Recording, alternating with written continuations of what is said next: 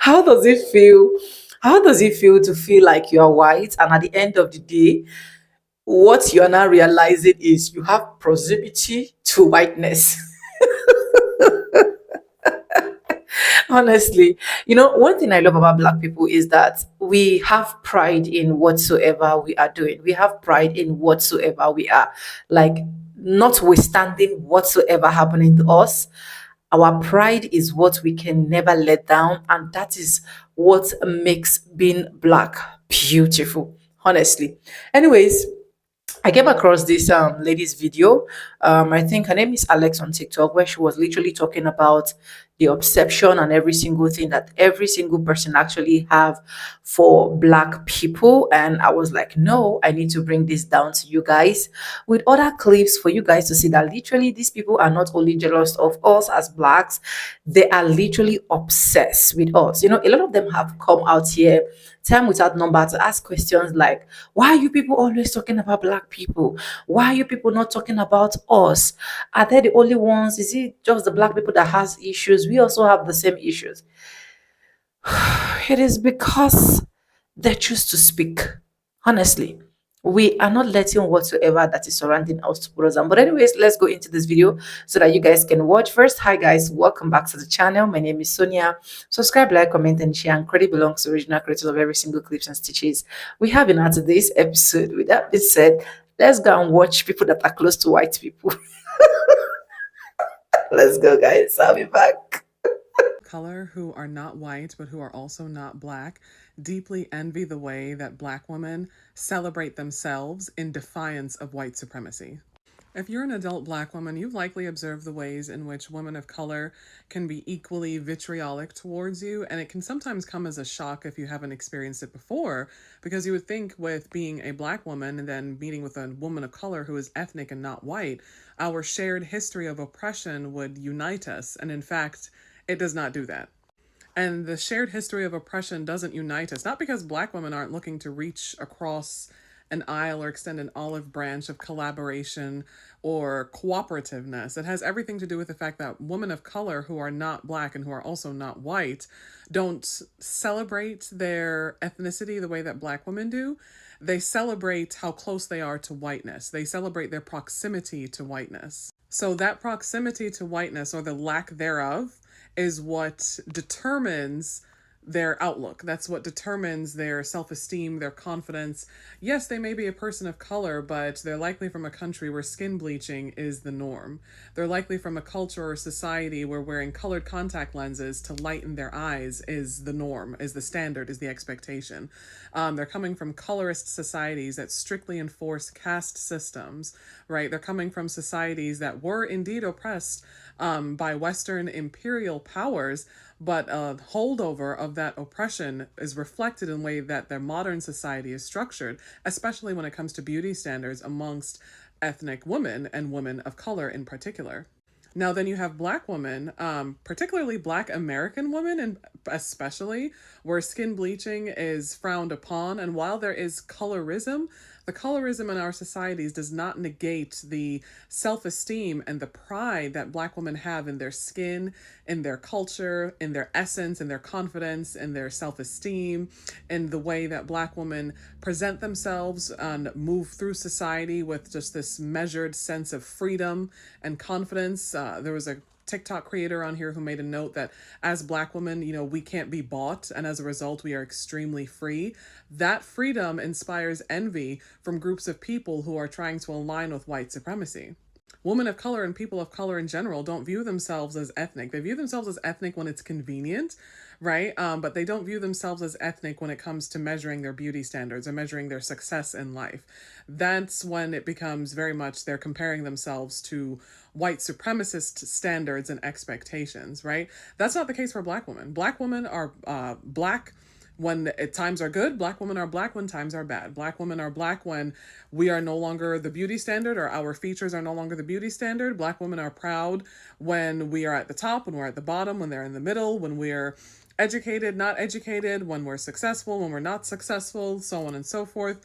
There's no stopping black women. There's no limit to our happiness, to our joy, to our self-esteem. There's no limit to the way that we move through the world in spite of and in defiance of the world's hatred. So you have women of color who don't move through the world that way because they don't want to. They want to be celebrated by white standards, by white supremacy, by white attention.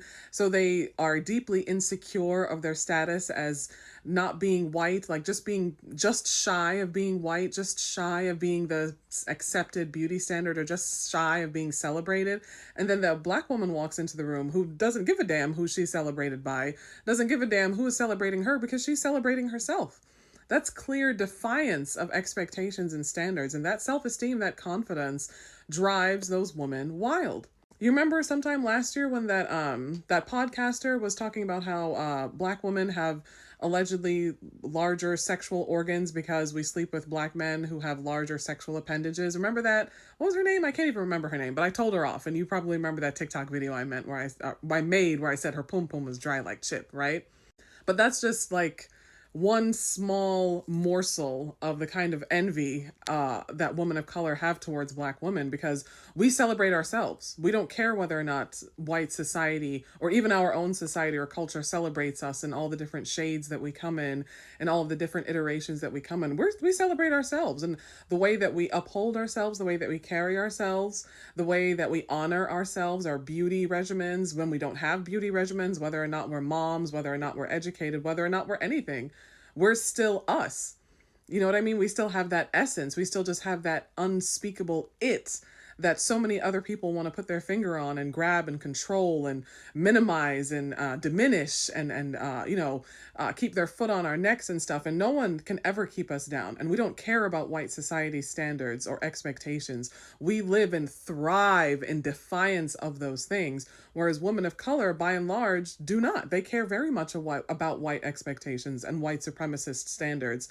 And they cannot fathom living a life outside of those standards the way that black women do, and hence the hatred. As an Asian American, I know that a lot of my privilege comes from our proximity to whiteness. And with that privilege comes a certain level of protection that is not the case for everybody, particularly black and brown folks. And so I was talking about this situation where this white woman confused me for another Asian person that she had just seen, even though we looked nothing alike. And I didn't say anything in the moment because I have just become accustomed to not really calling those things out and not wanting to make people uncomfortable. And in doing that, I was not only suppressing my own voice, but I also wasn't using the privilege and the protection that I have. There was never any danger, physical or otherwise, that I was in. And I certainly wouldn't have been in any danger, even if I had called it out. She would have just been uncomfortable probably and maybe thought twice about doing that in the future. But that's not the case for everybody in every situation, especially for black and brown folks who call out the very real racism that they see every day. There are a lot of problems with anti-blackness in the Asian community. And so as I am trying to, consciously relearn the way that I should handle these kinds of interactions, I'm glad that a lot of folks are rightfully calling out that it is incumbent upon me and other Asian Americans who have this proximity to whiteness and this privilege to speak out when we ourselves are not in danger in a way that other folks might be. Minority myth and proximity to whiteness be whooping y'all asses. Because didn't I teach you guys better? Proximity to whiteness is a what class? A privilege. And a privilege is what? Not a right. It is something that could be taken away. What I wish I could tell immigrants who migrate to this country, whether you're from Asia, the Caribbean, Africa, Latin America, doesn't matter what part of the world you come from. Whatever caste system, social hierarchy applies in your native country does not fly here. America has its own history. It's an ugly history. And it has its own social hierarchy that is upheld by white supremacy. And if you really think putting on that funky ass red hat and putting them ugly ass bumper stickers on your car is going to save you from that social hierarchy, this is your wake up call. Like I said in my last video, just because you may be considered white, have great proximity to whiteness in your respective native countries, does not mean you have white privilege in this country. It's better you hear it from me than find out on your own the hard way. When you become tokenized and you are the model minority and you're pedestalized, right? And you're looking down on everybody else and you're willing to throw everybody else under the bridge, under the bus, whatever. Never, ever, ever forget who granted you that privilege, because they will remind you. And by the way, just because you were invited to the club does not make you a member of that club. And do you know why she condemns the immigration crackdown? I hate to say it, y'all were bamboozled, you were scammed, you were duped. They sold you this idea that they were only going to go after the illegals, that they were only going to go after the criminals, right? That's what they were saying. Oh, we're not going to really target the hardworking ones who just quiet, don't commit crimes. We're going to target the bad ones. They scammed you and used your vote in the process, because never ever forget the Republicans can't win elections without minority votes. You thought you were throwing other people under the bus. And y'all are getting this wake-up call that when ICE is patrolling the streets and they're doing their raids and they're masked up and they're freaking everybody out, they're not going to be able to differentiate you between me, between her, between him. ICE, how many stories do we have to see about ICE detaining U.S. citizens, U.S.-born citizens, naturalized citizens? How many times do we have to hear about their fuck-ups, sending U.S. citizens to detention camps with no lawyers, no right to a lawyer, no representation? These people are just grabbed up on the street by unmasked, unclothed people. No due process. You thought because of your proximity to whiteness, because of your privilege, because you were tokenized, because they sold you this fucking fairy tale that you're different, you're the model minority, you did things the right way, you came here legally, you got your papers the right way, you thought you were above everybody, you thought you were better than everyone, until an organization like ICE is not going to care or really tell the difference between somebody who voted for Trump and somebody who's illegal. Because they asking for everybody's papers. I don't know if you noticed. And then have the nerve to act surprised. We told you this was going to happen. We literally told you what was going to happen. And when you give people in power the power to take away due process for one, that threatens due process for all. And I'm here to remind you, whatever privileges you may think you have or possess can be taken away by the very person who granted you that privilege. Let this be a reminder. He who puts you on a pedestal can very easily knock you the fuck off that pedestal. And have As a Latina woman, I will never understand the need to have a proximity to whiteness in the Latino community. First of all, colorism is absolutely rampant no matter where you go with Latinos. You know, I grew up with it. One time when I was little, I came back from Cancun and I had like a tan, and my grandma made me start scrubbing myself so that I could get rid of that tan. On top of that, I've been told by both my grandmas that I need to mejorar la raza. But I was dating my ex, who was very morenito. I got into a really big fight with my aunt because she was like, Kelly, don't you want somebody with colored eyes? Don't you want somebody with lighter skin? What about your kids? Your kids are gonna come out dark. And like, my sister is like 5 shades darker than me. That was one of the biggest fights my aunt and I got into because, you know, my sister, my everything. And if my sister ever at any point begins to feel insecure about her skin color because our family members can't keep their fucking bullshit to themselves. And you know, I've had to have the talk with my sister, who's a lot darker than I am, about the fact that there are going to be people out there that do not like her simply because of her skin color. And it is so difficult to try to explain why that is to a child. Luckily, we live in a Latino community, so it's purely Latinos everywhere, and they're like all the same color as her. But at the end of the day, you know what I mean? Like, it makes me sad to have this conversation with her. My grandma always used to tell me to marry or date a white man because they're going to take care of me and make sure that I'm like, you know, set for life. But at the end of the day, like, both the kids that married white men, one of them has to deal with racism from extended family members who say that she's only with him because of his money. My other aunt, she's married to a bigot and has become a bigot herself. On top of that, one thing I noticed is that white people have no problem moving far, far away from their families. Like, they will move states over, or maybe even countries over.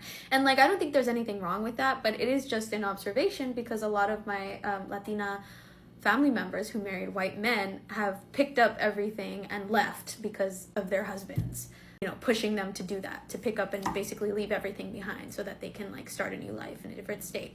And then I hear complaints specifically from these Latino women like, oh, I miss my family, like, oh, I hate not being around the family, but you know, he wanted us to move.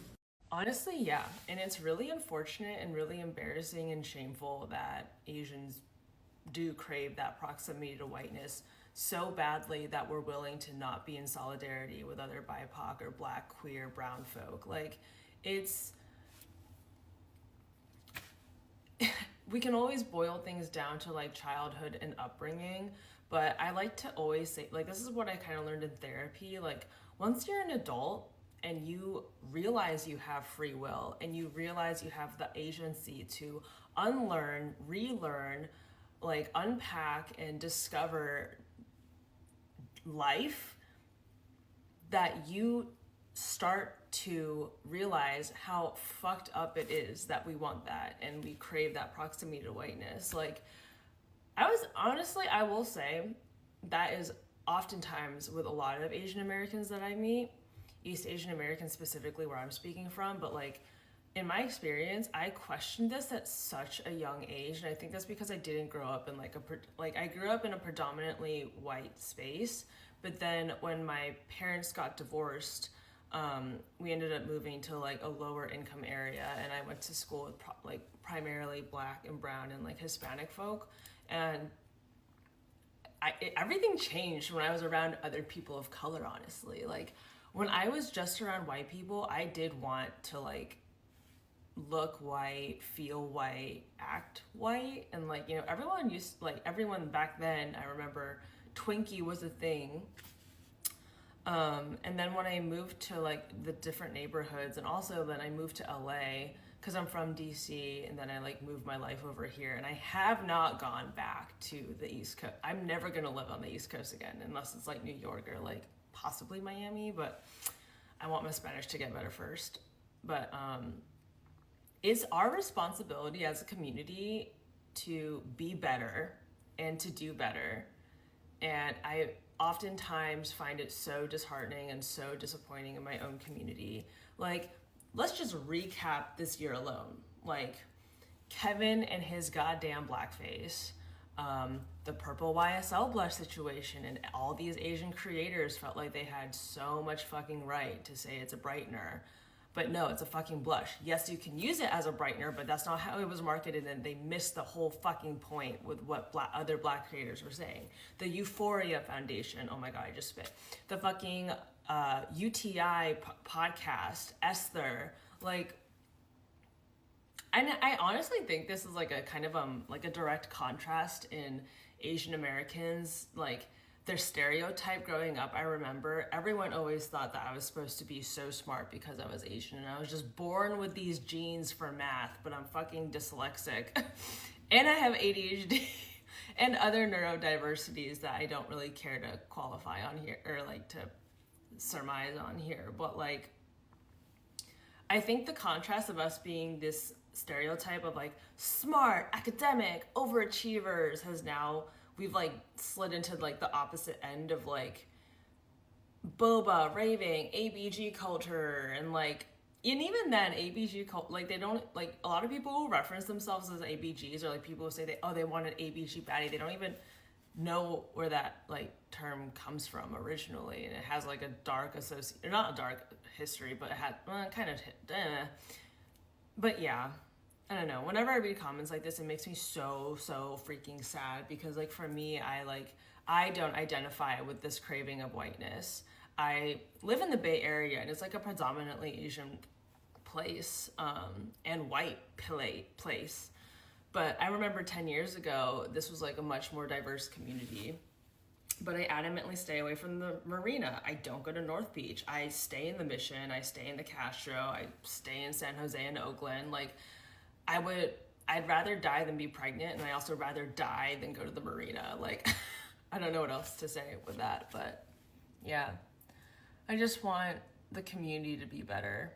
And we're so stuck in our own politics because all of us, the only thing we care about is fucking representation for some reason, as like the pinnacle hallmark of anti-racism against Asians in this country, but I digress.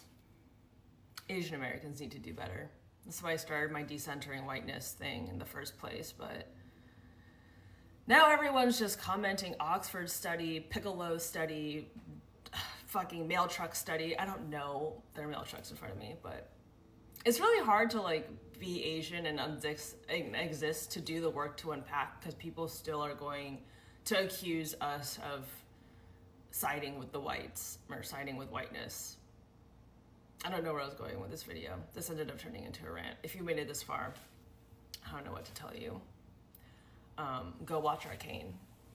All right, I see that some people in my comment section needed a lesson on the model minority myths, so we're going to talk about it. I can't understand how, to a lot of Black and brown people, the way that Asians get treated in this country appears that we've assimilated to being white, but that is far from the truth. The first Asians that immigrated to the US basically came as indentured servants to build the railroads. A lot of them were tricked into doing so and were paid basically nothing and had their braids cut off and endured lots of hate crimes, weren't able to bring our women over. So the first wave of Asian immigrants from at least China were men. A lot of them were from the south of China, and they started these Chinatowns in many cities basically because they weren't allowed to assimilate into white society. White people wanted Asians completely separate from them because they saw us as dog-eating little freaks.